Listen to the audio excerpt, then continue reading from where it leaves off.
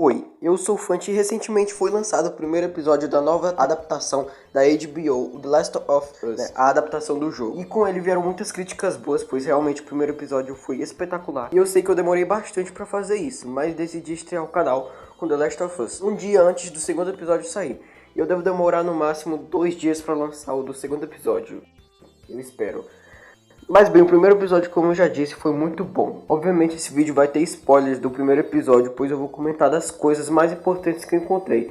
E preciso citar os detalhes, sendo os mais importantes e óbvios, que o episódio tem muitas referências ao jogo original, com algumas cenas sendo idênticas, quanto os diálogos, posição da câmera, movimentação e tudo mesmo. Mas obviamente também tem que ter suas diferenças, pois senão seria praticamente um Ctrl+C, Ctrl+V do jogo original. Então eu vou narrar o episódio e falar sobre os detalhes mais importantes que eu acabei encontrando e outros youtubers acabaram encontrando, resumidamente. O episódio começa com a entrevista com um cientista, onde eles conversam sobre a manifestação de uma epidemia envolvendo não vírus, bactérias, mas sim fungos. E ele deixa bem explicado pra gente, sem precisar ficar explicando o resto da série inteira, assim como foi no jogo. Então aqui a gente entende que os fungos conseguem consumir insetos como formigas e dominar o cérebro delas. E a formiga obedece o fungo como um zumbi mesmo. E isso realmente existe na vida real, por incrível que pareça.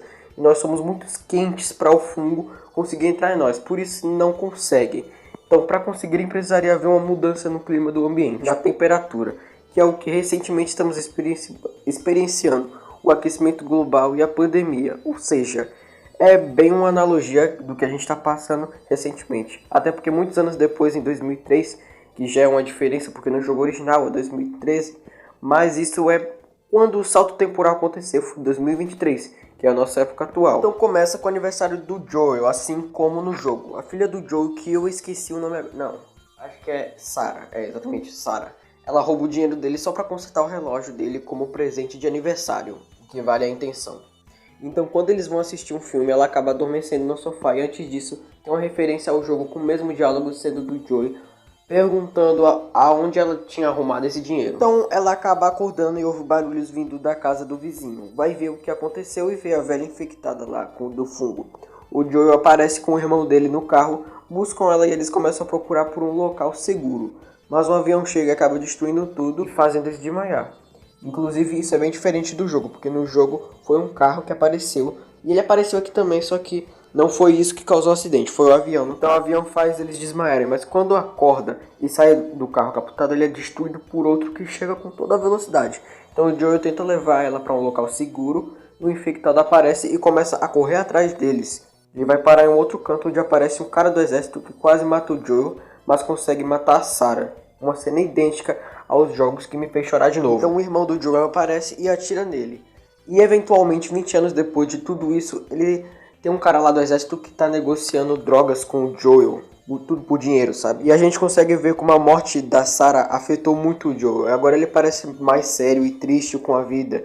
E mais tarde, quando ele fica com a Ellie, eles saem de casa e encontram o cara do exército. Segue de acordo com o protocolo que é diferente dos jogos, pois nos jogos são 3 caras do exército que são mortos pela amiga do Joel, que eu esqueci o nome. Ele começa a ter flashback de quando o exército matou a filha dele, né? Então ele vai pra cima do cara sem nem pensar no que isso poderia causar, mas acaba conseguindo matar. A gente também descobre quanto tempo demora pra pessoa se infectar, coisa que não mostrava no jogo, mas aqui pelo visto leva no máximo um dia. E aqui ela ficou 3 semanas intacta. Bem, por mais que ainda tenha muita história pela frente que ainda aconteceu, não é nada muito importante pra essa review. A não ser o final, que dá uma dica pro próximo episódio, mas só quem jogou o jogo ou assistiu sabe.